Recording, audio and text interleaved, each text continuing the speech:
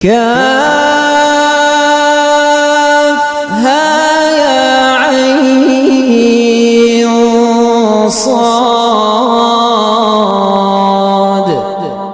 ذكر رحمة ربك عبده زكريا إذ نادى ربه نداء خفيا قال رب إني وهن العظم مني واشتعل الرأس شيبا ولم أكن بدعائك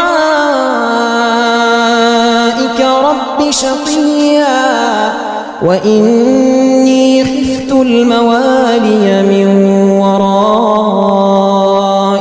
وكانت امرأتي عاقرا فهب لي من لدنك